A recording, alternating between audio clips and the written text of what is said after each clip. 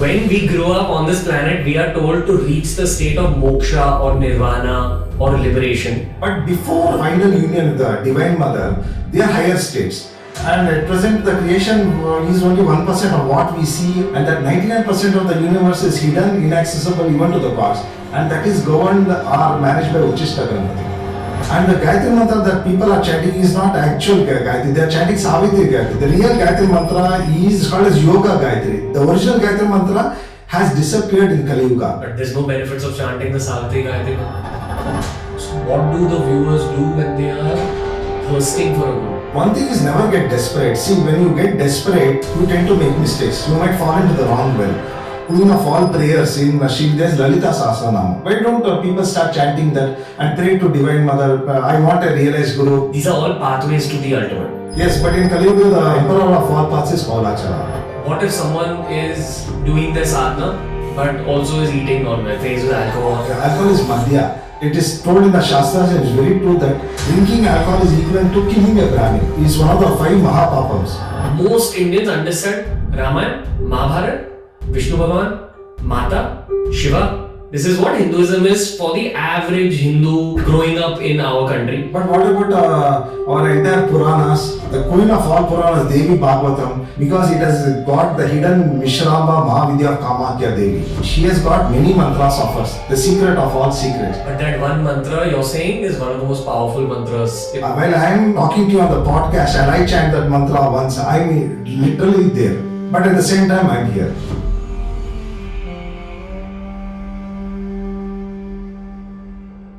Ladies and gentlemen, it's a goal of TRS to constantly bring you extremely gritty, extremely mind-bending, Tantra, Shastra-based conversations.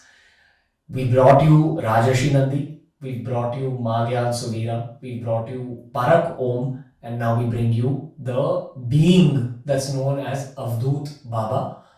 Give this podcast some time and space. I also personally suggest you need to know some basics about Tantra before stepping into this podcast. It's almost an advanced version of Tantra, but it was one of those journey-bending conversations for me. It's a conversation I enjoyed immensely. It's centered around the topic of Ma Kali, and I promise you it will create an impact in your existence if you give it time and space. It's Avadhuta Baba on TRS. Avadhuta Baba, welcome to the Ranveer show. Thank you. Where do we begin this conversation? Would you like to begin with a prayer? Would you like to begin by invoking an energy? Because we're going to talk about some very heavy things in today's podcast, which may not be heavy for you, but for a lot of our listeners, it'll be the first time they're hearing about such concepts. So I will hand the baton over to you. Yeah, I want to invoke my entire Guru Mandala. Let their presence be here and let them bless and let this, the entire information disseminate to the entire audience. I am Dream Shri Mind Claims of Hamsa Yuso, Maska Prema Sakamal or Maso Zarkamalim Sabu, Nipneta Sobrashi, Prakashan, the Tuham Mahapat So, in a brief, concise manner, I invoked my entire Guru Mandala, invoking them through their Mahapaduka mantras. So, when I chant their Paduka mantras, I invoke them to come and abide with me astrally. Paduka mantras, as in Paduka is like footwear, right? Yeah, Paduka is the feet. And in Sri Vidya tradition to which I belong to, we invoke the Guru's grace through their Paduka. Paduka, how do we invoke? That is through their mantras. So there is a specific mantra. So my Gurus, they're always with me, and the founder of my Guru lineage is Mahavatar Baba. But he is called as the Kadambari Baba in our lineage, because that is his Sri Vidya Namam given by his Guru lakhs of years back. Wow. And he started 2 lineages. One is a Kriya lineage of Lahari Mahashay, and then he started the Sri Vidya lineage, which percolated down to my Gurus, and then I carry the tradition forward. I think most listeners and most spiritualists in the modern day have heard of the Kriya lineage because of Autobiography of a Yogi, the book. Yes, absolutely. Even in that book, they talk about how it began with Babaji. Yes, of course. I didn't even know that there is a Tantra Vidya aspect of Babaji. Tantra literally means kriyas. Kriyas could be inner kriyas or outer kriyas. The lineage which started was the Sri Vidya lineage of Lalita Mahatripura Sundari. Okay. So Sri Vidya is basically worship the Divine Mother in that form of Lalita Tripura Sundari. You can worship her through the left hand path, which we call as Tantra, through the right hand path. There is so many places I want to take this conversation. But I've always noticed with these special conversations that come to our life as this show, and it's not just me, it's my full team. The conversation builds itself up. So, what I will begin by asking you is how are you, sir? How are you feeling today? Yeah, feeling good. Okay, you're comfortable? Yeah. Did you think that we would meet and we would be producing something for the internet? Incidentally, the purpose of me coming online, that was somewhere in the mid of 2010, I came on Facebook was, I read one particular remark made by Swami Vivekananda. He said that I wish I could capture all what my guru had told to all his direct disciples. He had that regret. So I was collecting all the quotes or comments, references made by my gurus, and I wanted to share it with everybody.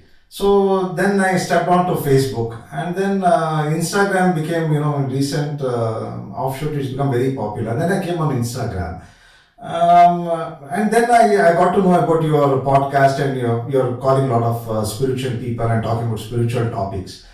There's a very fierce hunger with the audiences. Are you familiar with Rajarshi Nandi? Yeah. So, sir has been on the show multiple times and he's educated us on various deities, aspects of Tantra, aspects of Sanatan Dharma. Okay. But I feel he just started off this movement Okay. through the show, and we are blessed to be a part of his journey. Okay. These are the ones that I personally feel the most alive. I feel like these are big blessings for me.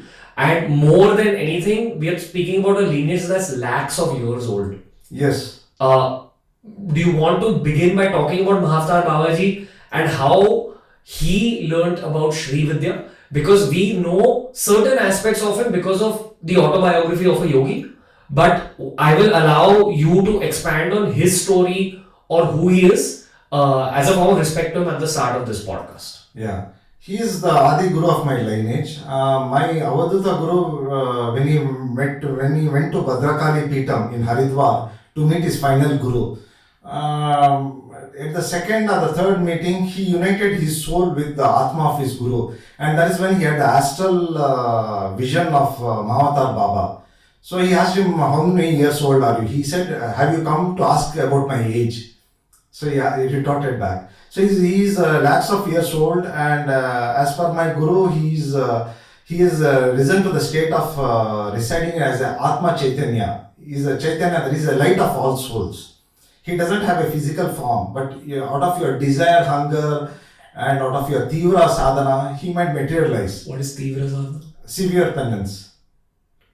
So depending upon one's strong will, intention, he'll materialize. But he is a light of all souls. He's called as Mahavatar Baba, a generic name, because he has been guiding all the avatars, and he will continue to guide. And his guru gave him Sri Vidya Diksha Namam as Kadambari Baba. Kadambari is one of the names that appears in Lalita Sahasranama, one who is intoxicated. Intoxicated not with alcohol, intoxicated with bliss. And that's how he told to my Avadhuta Guru. And when my Avadhuta Guru reached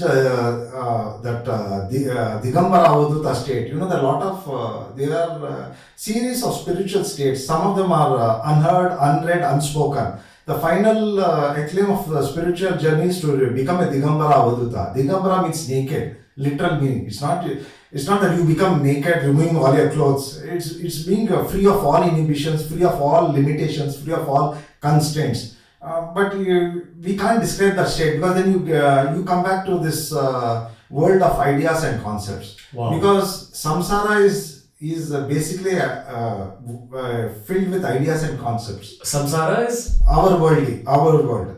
So you can't describe that state. You can only give an analogy, or you can try to tell it through a story. So he is Mahavatar Baba, and he is very much present. But many people say that they have seen him, he has come and given them visions and dreams. I would be a little bit skeptical. If that experience, divine experience, has helped them in their journey, very good. Otherwise, he is not somebody who just comes, like he is not a whimsical person to just appear before anybody.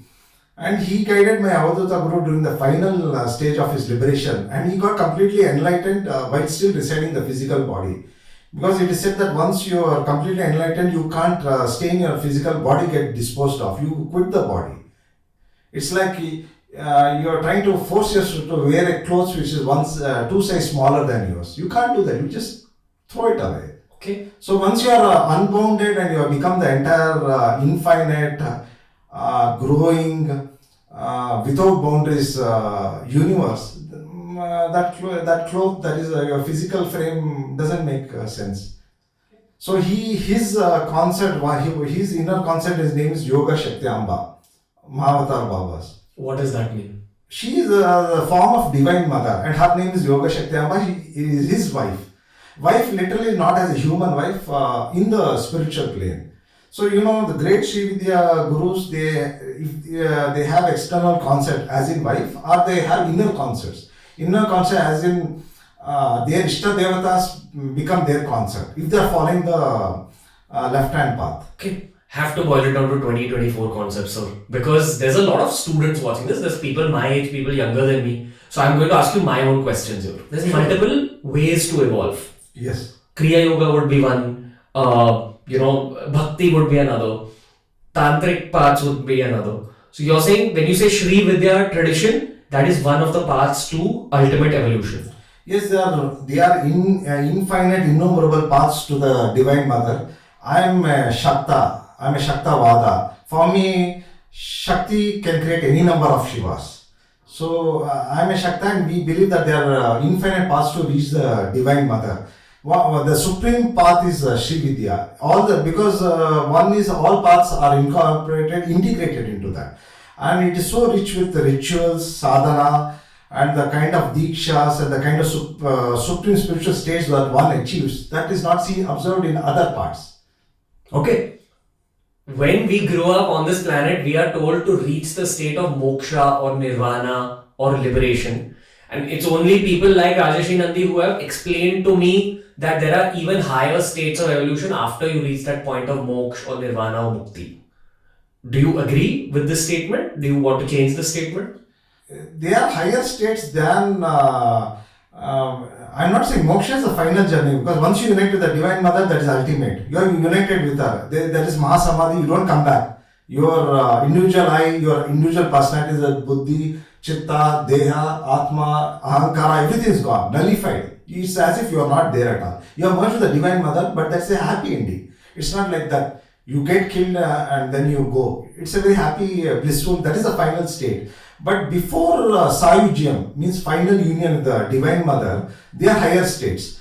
Panchamundasana, Navamundasana, that is using certain, walking on certain Devata margas. But that doesn't mean that you literally don't put 5 skulls under your seat and sit or put 9 skulls.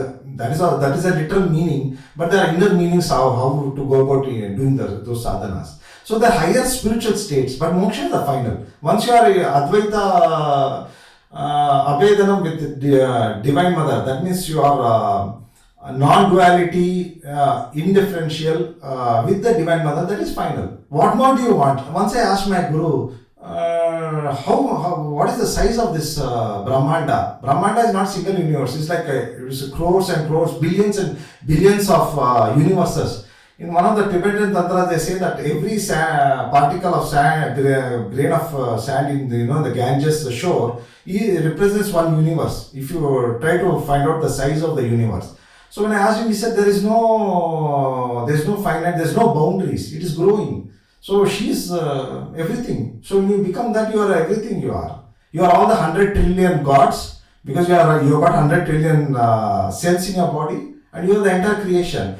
And at present, the creation is only 1% of what we see are estimated to be. There's remaining 99%. And that 99% of the universe is hidden, inaccessible even to the gods. And that is governed or managed by Uchishta Ganapati. The most secret, the tantric manifestation of the 32 forms of Ganapati.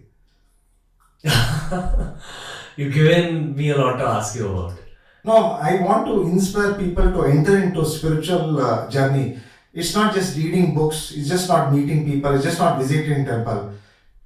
If by God's grace you come under the refuge and grace of a authentic, highly realized guru who comes from an authentic guru parampara, take mantra diksha, do sadhana. That doesn't mean that you leave your world, leave your job, leave your family. Integrate it. People think spirituality means leave everything and run away. Where will you run away? Even in the Himalayas, you have beautiful resorts and beautiful people coming. Won't you get tempted there? And how will you manage with your food? How will the human body survive? So never run away from the world. The world is spiritual. It's only that because we interact with the world, sometimes we get good experience, sometimes we get bad experience. Okay, let's speak on Mahavtar Babaji again. Like Sure. his journey of evolution. Did it take him to that point of combining with the Divine Mother completely? Where you're like, there's nothing left, ego, ahankar, He everything. has become the Chaitanya Shakti of all Atma. That means he is that aspect of Divine Mother who lights up every soul in this infinite universe. He is the Divine Mother. He's completed the path. Like his original soul, which was human at one point in ancient history, has completed the path. Yeah, when you talk from Dvaita Marga, means duality mode, you say that Jivatma has become Paramatma. But in Advaita sense, you and me are already gods. Only we are not recognized it. We are doing sadhana to remove those veils. I think most viewers and listeners view life and evolution from the perspective of the Dvaita path, where there is a difference between the ultimate and themselves. Yes. So, for the sake of conversation, I'll stick to that philosophy. Mahavtar Babaji perhaps was a human being, worked on himself at one point, grew, and eventually combined with the divine. Now, say for a listener who's listening into this, everyone's listening to this podcast from a sense of self-evolution. So, there is potential in their souls to rise to that point of ultimate evolution. Yes, every soul has got potential. As in Tibetan Tantras, they say every soul is a Buddha potential. Now you might be surprised why I'm suddenly talking about Tibetan Tantra, because before I entered into Sri Vidya path, by the grace of Divine Mother, I got the blessings and Diksha into Tibetan path from a guru who is still living. He's 10 years older to me. He is the number one monk in Mongolia. So he's a Mahasiddha. He can even do magic. Like he's here, and in Taiwan, his devotees see him walking on the road. So, but he doesn't exhibit his divine powers. He has got very good reverence and regard for my Hindu gurus. Again, back to the Dvaita path.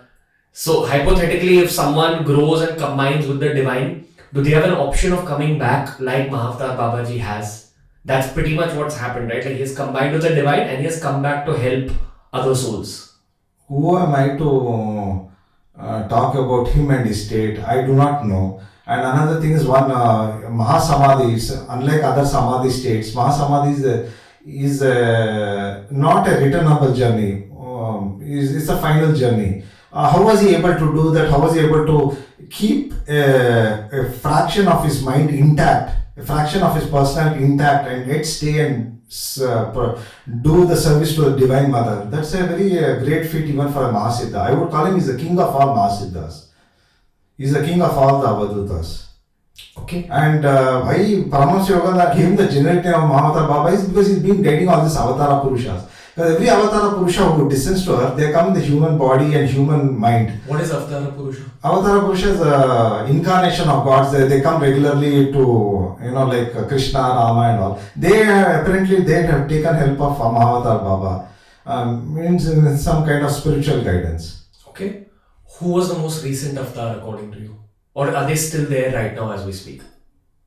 In Kali Yuga, they will be at least a minimum, there will be one realized Sri Vidya Guru or Avatara Purusha will always be present on Mother Earth. At all times. At all times, but he might not be coming the external paraphernalia like huge followers, temples, ashrams, pomp, money and everything. He might be incognito, or he might be just like a beggar, or he may be a regular worldly person in appearance. But why is he or she here?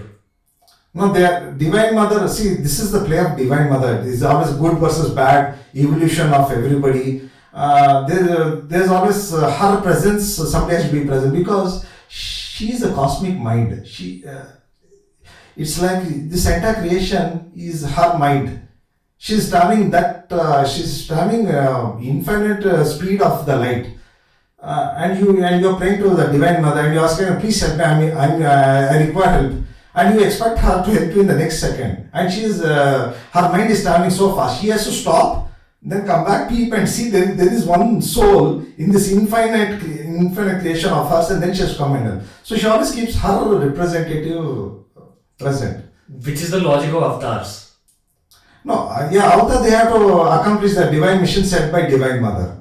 Okay. So whether they like it or not, they have to come down, do their work, take the help of divine mother through others, and then do it. And whatever little bit is known about them, that is percolated in terms of text and history and everything, and then they go off. And this repeats every cycle. Again, from a viewer-listener perspective, now say if someone begins their journey on the Sri Vidya path, if they're guided by the correct guru, because there can be a wrong guru also. Yeah, you will have to get it, because in Kali Yuga there are very, very few realized gurus. And no realized guru will say, I am realized. His disciples has to watch for him, or somebody who has experienced about him. If he goes market himself, it doesn't, it's just an ego play. So one has to, and in Sri Vidya path, you don't choose the guru. It is said by that in Sri Vidya, the divine mother sets the exact time, the exact place where the guru and student meets, the potential student meets, and then the guru gives the diksha. So it's unlike what the new age followers do. They decide who is their guru, they decide what mantra they want, they decide what sadhana they want. It's not in Sri Vidya, it's not like that. So what do the viewers do when they are thirsting for a guru?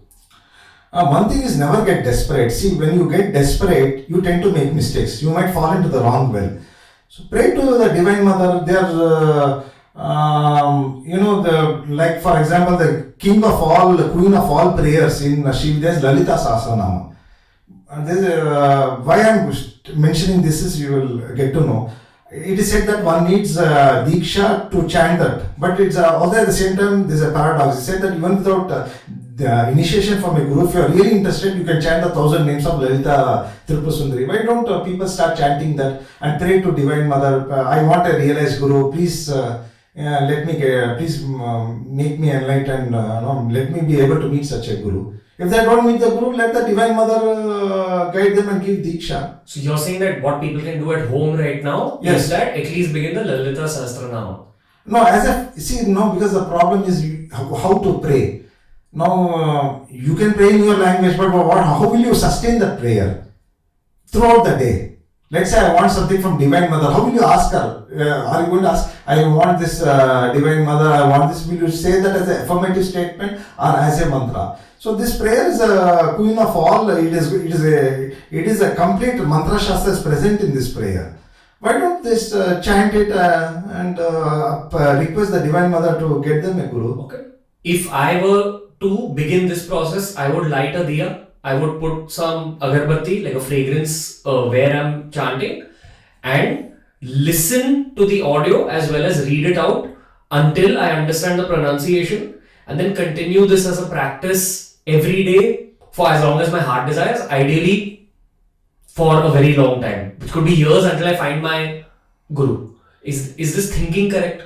No, it's a very good positive statement that you made, but even for a Sri Vidya Upasaka, it's very difficult for them to sustain uninterrupted, daily, multiple times chanting of Lalita Sahasranama. What is multiple times? Chanting it 5 times, 6 times, 7 times, 8, 10, 12. How long does one chanting take of it? It depends on the speed, it takes 15 to 20 minutes. Okay. Can we begin with one a day? See, you are asking for my consent on the podcast. So whoever is following that by default, they become my disciples. Whoever is following my permission, then if they commit any bad karmas, I take it on. So Okay. so I will neither deny nor I give my permission. Wow. Okay.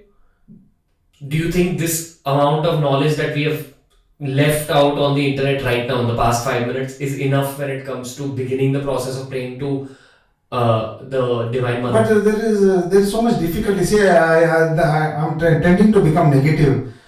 How long will you pray? Depending upon your life circumstance, depending upon how the world pulls you. If everything is going fine, smooth, no tension, not much of responsibility, you have a free mind, you start chanting and no one is there to disturb you. But how long will that continue? See, the nature places spoil sport. And also because you have to evolve, also it brings obstacles, in both external obstacles and inner obstacles. How will you deal with that? Then you need a guru. To need a guru, you are chanting this. So it's all a play of the Divine Mother. In Kali Yuga, very few people will be fortunate to get a realized guru. The rest all will slowly take baby steps by going under this fake, fraud, imposter gurus. That is unfortunate. This is the dark age. But there's a positive in this dark age is that if you even do a 10% of the effort, that reaps fruit equivalent to 100% what was done in the previous yugas. So less effort in comparison to other yugas bears fruits, and especially in the tantric path, it bears very big fruit. When I say tantra, I don't mean to refer tantra to those people who are addicted to drinking, womanizing, eating non-veg. And tantra means there are three ingredients to your success in sadhana. One is mantra. One is yantra. Yantra is of the deity, and the third is the tantra. Tantra means kriyas. It could be external kriyas or it could be inner kriyas. So it's a combination of that. Can we expand on this thought? External kriyas and inner kriyas? See, because of all this few fake gurus, tantra's got a very bad name. Although the sex, the Maithuna part of the Tantra, Maithuna based rituals are only 5% of the path, but it gets the 95% highlighted. Yeah, I think now the internet has started to learn that Tantra is a lot of different things, out of which one is the Maithuna part. When you say Tantra, it incorporates a lot of things. You have a lot of yogic kriyas, you have mantra sadhana, then you have your pujas related to that devata. There's a lot of things are there. So I don't know, we just give a generic label to that and then we call it either good or bad. At the start of the podcast we spoke about how people understand Sanatan Dharma from a surface level. Most Indians understand Ramayana, Mahabharata, Vishnu Bhagavan, Mata, Shiva, Puja. They understand these things. This is what Hinduism is for the average Hindu growing up in our country. But what about our entire Puranas and the queen of all Puranas, Devi Bhagavatam? Devi Bhagavatam, why it is called as the queen of all Puranas, all the 18 Puranas and all the queen of all the Upa Puranas? Why? Because it has got the hidden Mishramba Mahavidya of Kamakya Devi. Kamakya Devi has got many mantras of hers. She has got inferior form and the superior form. The inferior form is one with the multiple heads and multiple hands, sitting over various deities. Then the superior form is one which is beyond Shunyata, beyond the Mahabindu of the Sri Chakra. And that mantra is present in the Devi Bhagavatam, the secret of all secrets. It is like the secret present openly, exposed openly, but no one is able to uncover it. So there are a lot of... What do you mean no one is able to uncover it, sir? No one is able to know that this mantra refers to this deity. See, our rishis were very intelligent people.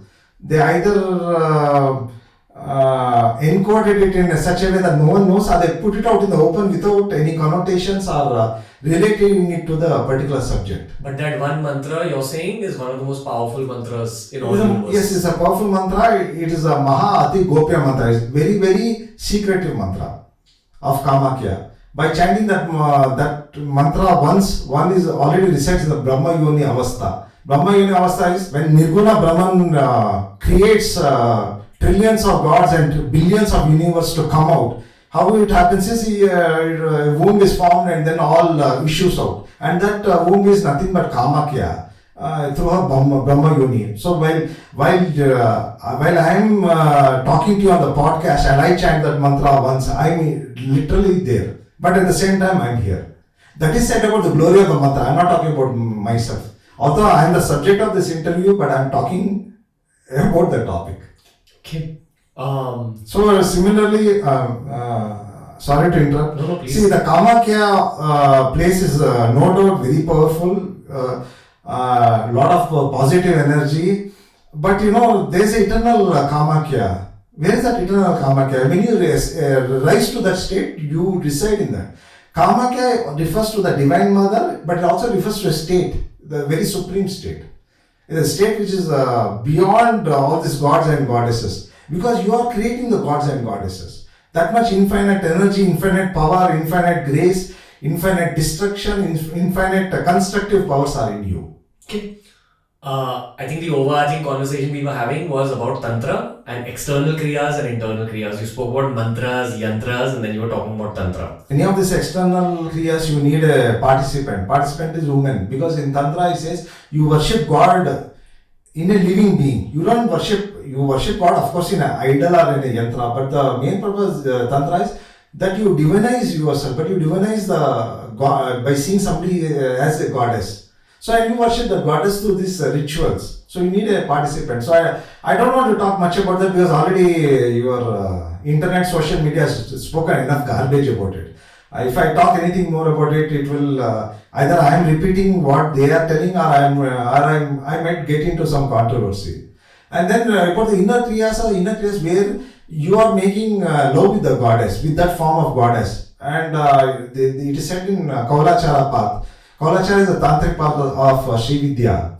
It is said that such great Mahatmas who achieve Purna Siddhi in that path, they have goddesses as their inner concerts. And that secret is becomes public when they give their Paduka mantra to their disciples. Because their Paduka mantra will invoke their name along with their wife's name. And the wife's name will be the name of that form of goddess. Like for example, my Guru's wife's inner concept is Hladini Shakti, the most secret form of Radharani. And another concept was Vimashamba Devi. Vimashamba Devi is analytical aspect of Devi. So he had two concepts on the astral plane. So we see, unlike other Sri Vidya lineages, my gurus, they did sadhana of various things. Like my Avadhuta Guru had Siddhi in Saptakoti Mahavidyas. 7 crore Mahavidyas he had. In one lifetime, only one Mahavidya a great person can achieve. He was able to halt a time and get the Siddhi. So that is such is the glory of my Guru Parampara. Why should I become the subject of any? It should be my Gurus. Hearing about my Guru's glory, people should get inspired to do sadhana. It should not be a momentary, a momentary inspiration. People are getting inspired to do sadhana listening to you. You're talking about some very high level concepts, including, again, what this whole conversation is for me is a road to the ultimate divine. But the road is very lengthy. It's a very lengthy journey. People think, I'll do 1 month, 2 months, 6 months sadhana. Let me leave everything. Let me do for a few hours. If they're able to do that and they don't get the fruit of the result, then they think, oh, nothing has happened. I'm not tasting, and they get disappointed. It's a very lengthy journey. As worldly life, you have ups and downs. You also have ups and downs in spiritual life, and that is where the Guru comes to help you. He either helps you in a secret manner by issuing positive affirmation or blessing through your Agna Chakra, or he helps you actively. How's life, sir? Now see, this how's life, is a very weighty question. I don't know. For some, after certain spiritual journey, you find that life has got no meaning. But in spite of that, that meaningless so-called life has brought you to this stage. So you can't dismiss it. But at the same time, people say it's all a dream, all an illusion. See, it's a question where you don't have a definite answer. And answer can't be just because I had a couple of pegs of whiskey and I'm feeling happy, I said good, or all my friends are praising me, or I'm rolling in wealth, and then somebody asks how is life, life is good, or when nothing is there with me and I'm suffering and having illness, problems, then I say life is bad. So we cannot define life based on a daily situation or a circumstance. It is a very philosophical question, and there is no definite answer to that. Okay. Can I ask you a little bit about your human side also? Like, I'm trying to put this question in a polite manner, but what Hey, you are free to ask in a rude manner. It's how I react is left to me. See, that's why I'll ask you in a polite manner. No, you can ask. So, who were you before the spiritual journey began in this lifetime? No, it's a very good question. Because right from the very young age, my dad and mom, they encouraged me, to read spiritual books. They should take me to temples, take me to ashrams, and they should also have spiritual talks and discussions. And another thing was, I had always a pull towards spirituality for no reason. I don't know why. Now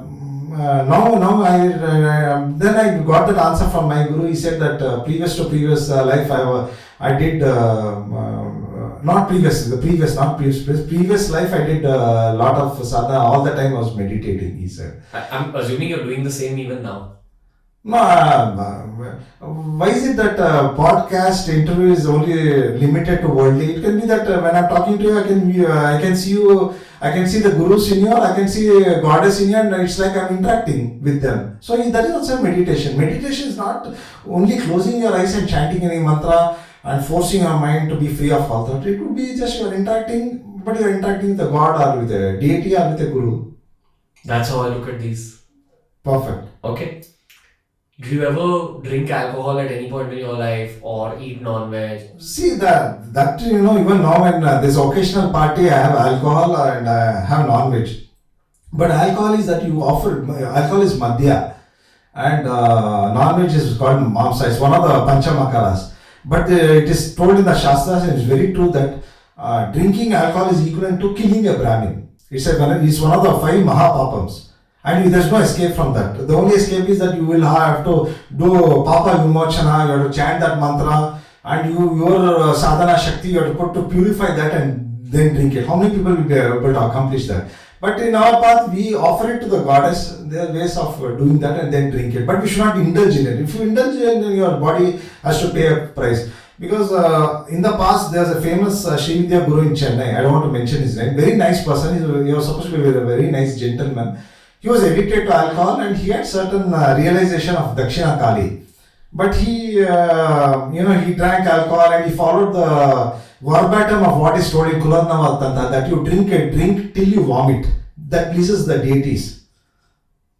There is an inner meaning and outer meaning to that. So he abused his body and his body had to pay a price.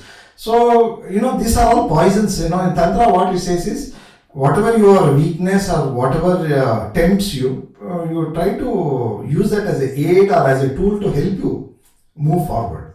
In yoga, you fight against it. You try to say no. You try to say no, fight it. It's a very torturous journey.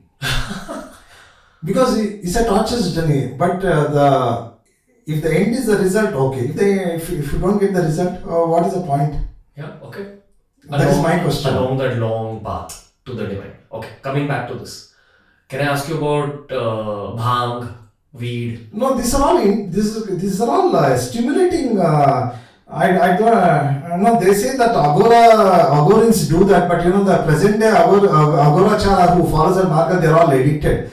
I don't even talk. Even looking at their face or their photo, I feel so much negative energy in them. So there's no. Where do you want to take that?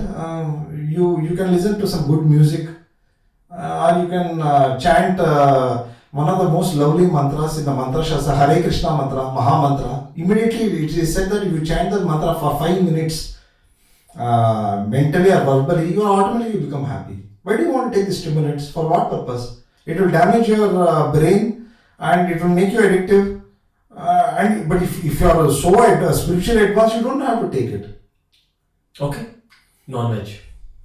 Non-veg, Non-veg is, in certain paths like Uchishta Ganapati, one has to take fish because he's very fond of fish. But that doesn't mean that you start eating like every day or plateful. Whenever there are certain rituals to be done, then you offer it. It's not that because I'm a South Indian Brahmin, so we don't eat non-veg at home, not drink alcohol at home. And mine was very occasional and I stopped it.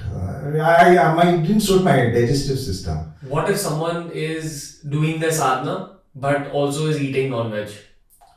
No, you see, the purpose, you have to see from two perspectives. Which path you are following. If you are following the path of your guru who has told you not to eat non-veg, then you have to listen to your guru. And if it is a left-hand path, naturally the guru will say you can eat non-veg by purifying it and offering to that particular goddess, and then you eat it, he says. So Otherwise, if you are in the Dakshinachara path, you are not supposed to eat non-veg, you are not supposed to eat so many things, rules are there you have to follow. And depending upon the guru tradition. the Dakshinachara path, for lack of better words, is the Sattvic path, right? The simpler. It is not who says Tantra is Tamasic path and the Dakshinachara is the Sattvic path. Who judges that and who has made it? Well, there are three, right? There is Dakshinachar, Vamachar, Kolachar. It is not a separate category, Vamachara. There is Samayachara which extinguished, which died down in Kali Yuga. Samayachara no more exists. Now whatever people are doing this inner kriyas, like the Kriya Yoga, they call that as Samayachara. But that is not Samayachara. Samayachara had different Sri Vidya texts and different gurus for that. These are all pathways to the ultimate. Yes, but in Kali Yuga, the king of all paths, emperor of all paths is Kaulachara. Because the Vedic mantras, they become important, they lose their power as Kali Yuga advances. That's why you see in Gayatri Mantra Purasharana, people have to do 4 times, 5 times, 6 times to get Mantra Siddhi. Even in spite of that, they are not able to get. And the Gayatri Mantra that people are chanting is not actual Gayatri, they are chanting Savitri Gayatri. The real Gayatri Mantra is a different Gayatri Mantra. That is called as Yoga Gayatri. The original Gayatri Mantra has disappeared in Kali Yuga. No one is chanting the original Yoga Gayatri Mantra. They are all chanting Savitri Gayatri Mantra. But there's no benefits of chanting the Savitri Gayatri. No, I did not say there is no benefits, but I'm saying that the original mantra has disappeared for some reason. Okay. Can we try understanding this Dakshinachar, Vamachar, Kolachar path a little more? Yeah, Dakshinachara is you are worshipping goddess in an idol or in a yantra. That is a simple thing. Then in Vamachara you are going to the extreme. You are worshipping the goddess in the Shava. Corpse. If a Sri Vidya Sadhaka is a great Mahapurush, is able to invoke the Sri Chakra in a dead body, in a dead woman, who is free from all injuries and everything, and is able to energize and do prana pratishtha till he is doing the sadhana, sitting on top of the dead body. And then you have the Kaulachara where they use Panchamakras and they use Kula Dravyas, Mahakula Dravyas. I won't mention all that because. But what is it? No, they are one step above that. They are offerings, the secret inner offerings to the goddess, which pleases the goddess. Okay. How do you know which is the right path for yourself? Do you first begin on Dakshinachar? No, you can't change paths. You can't decide. You come to a guru and you meet the destined guru. Then the guru, if he's the Dakshinachara, you follow Dakshina Marga. If he's a Kaulachara, you follow Kaulachara. If it's a Vedic path, you follow the Vedic path. And you can't change the paths in between. It is prohibited. They go to hell for that. Okay. But a Kaulachara can do Dakshinachara practice. He can do puja to a idol, to a yantra. He can offer fruits. He can offer vegetables. Fair to say that in India, mostly it's Dakshinachar right now? No, many people are doing the Kaulachara, but don't ask me the spiritual caliber of the Kaula gurus, but there are many people who are doing it in secrecy and some openly. Okay. Are you comfortable sharing what path you're on? I have declared on the social, I am a Kaulacharya. Okay. Because your guru lineage is related to Kolachara. Yeah, I got into the path because, and it's like I took the dip into the ocean and I took further steps and I went into the ocean. So I can't, when I'm in the ocean, I can't say the ocean is bad. Did you find any aspect of your journey difficult? As Swami Sharadananda one of the direct disciples of Ramakrishna Paramsa, he writes in the book now, he says even for Avatara Purushas, when they descend to earth, when they do sadhana, when they are in their human body, they have the same, they face the same problems as any ordinary human being. But they have that extra strength, extra motivation to go forward. So, everyone faces problems. Without problems or difficulties, you will never progress in spiritual life or in worldly life. How many years has it been since you began Kolachara practices in your human form? I would rather say Sri Vidya. See, because there is a lot of negative labeling. Our Indian society is very very good in judgment and very good in giving labels. And those labels, they stick for a long time. Even the Divine Mother cannot unglue them. So I have completed 2 mandalas. 1 mandala is equals 12 years. So 2 mandalas are completed. More than 24 years. I'm going to complete 24 years. Damn. Do you have a human family and everything? Like, do you have kids of your own? No, I don't want to become subject of the conversation. Yes, I do gymming. That is my passion. I do other practices. I've got my personal responsibilities. Family is there.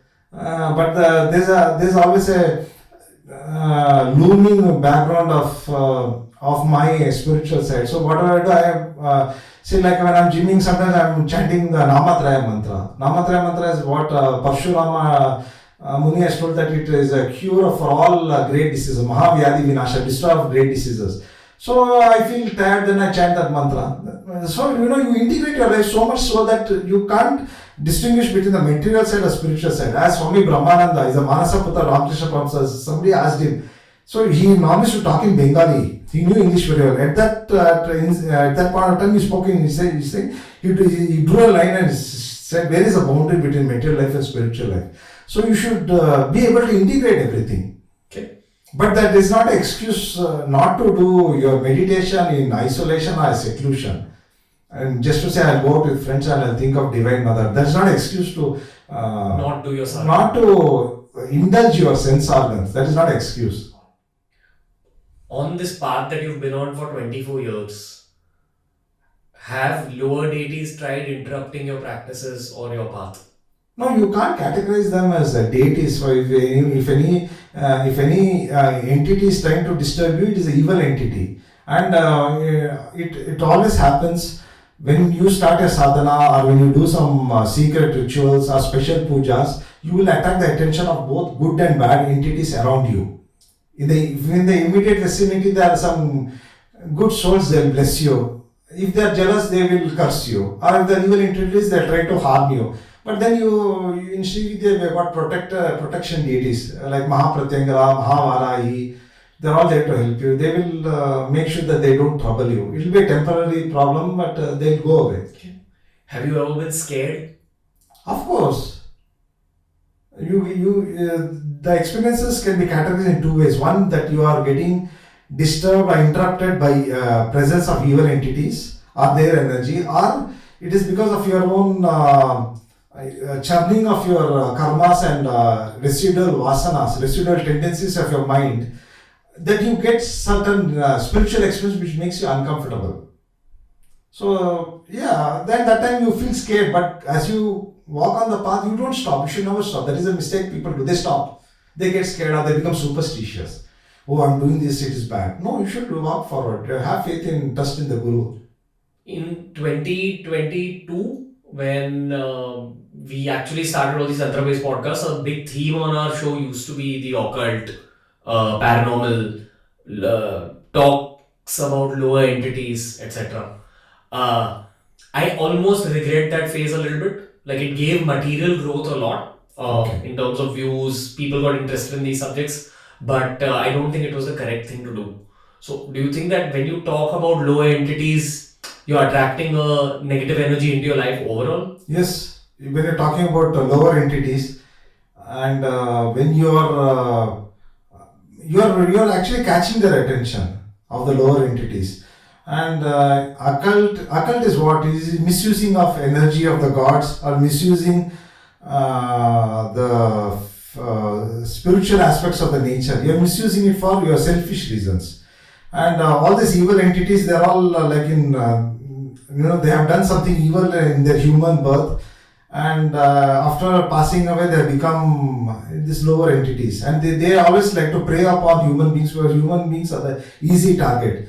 One of the famous Ganapati Upasaka of Chennai, he once told me they are formless, very difficult to attack them. I wanted to, because I was getting disturbed, I said, let me do a mantra prayogam and attack them. But he said they are not in human form, they are without a human body. So they are always more powerful than a human being, these lower entities. And they're full of negative emotions, jealousy, spite, anger. So when they see somebody talking about them, they naturally get attracted. They might think you are their potential follower, not that you are. Or if you are doing serious sadhana, in the beginning of the journey, they come. And that is where the guru, that is where you test your guru indirectly. He comes and helps you. And during the final spiritual journey, the inner obstacles come, but they are manifested out of your own prarabdha karma, which is getting nullified. So when prarabdha karma gets, as it reaches zero, that is where it becomes very chaotic. Almost at the end of your journey. During the last leg of the journey, I would say, not towards the end, during the last leg of the journey. Okay. Is it wrong to also watch horror movies according to you?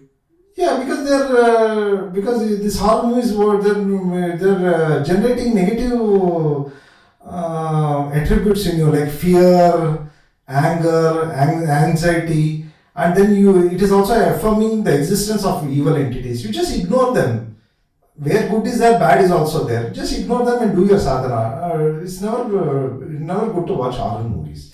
Although the ending of the horror movie is good, but you are exposed to till the last minute of the movie. The things they show in horror movies, is that a good representation of the lower entities? Yes. So lower entities are capable of very dangerous things. Let them be. You do more sadhana, you are more powerful than them. Then they will not even come near you. It's like I went to somebody's house and they said in one of the rooms there is a evil presence. I stepped into the room, I didn't see anything. I told as a matter of fact. I could have told, there's a lot of to sell myself and make a lot of money through pujas. I could have told, there's a lot of, I'm also sensing. I didn't feel anything.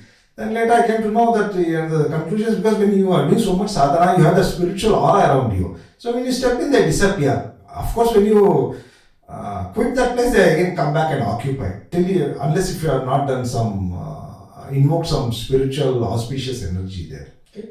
Can we flip the conversation to talk about good entities which are not devtas? Why do we need to? There are so many things in the creation. What do we get out of knowing about them? What is the purpose? Curiosity is fulfilled. But what is it leading to? No, what is the proof that what I am telling is true? You will have to. I have to give you evidence of that. So how will I give evidence of that world on the physical plane if I have actually seen them? Okay. Can we talk about astral plane? No, it's like this plane itself we are not sure whether it is real or illusion. What do we talk about that plane, which is kind of a dream world? Okay. Have you heard of a place called Manasa Light Foundation in Bangalore? It's like outside Bangalore. Okay. I've heard of it. It's pyramid? Yes. Okay. You have anything to say, sir? Yeah, my guru was very scientific. So he used to say if you meditate in a pyramid, you will get your spiritual experiences.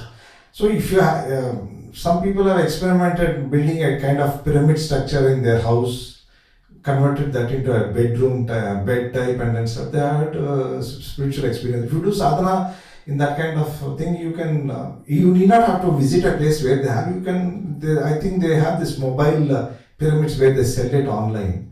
If they are of the correct dimension, then it gives you benefits. There is some energy that gets caught in that tall ceiling. No, you attack the cosmic energy very quickly. Your sadhana time is reduced. If you say in 5 years you are reaching a particular spiritual state, you might reach that within a few months. Few months? Depends on the intensity of your sadhana. Coming back to everyday conversation, sir. for the viewers and the listeners, you remember everything we've spoken up till this point? I also remember two instances where where my guru spoke through you, but you are not aware of it, nor will I make you aware of it. What do you think is the purpose of this podcast for the end listener, which is all over the world? People all over the world who tune in. No, they will appreciate more about our hidden facets of our spirituality. Hinduism is Sanatana Dharma is just not labeled or categorized as a religion. It is spiritual.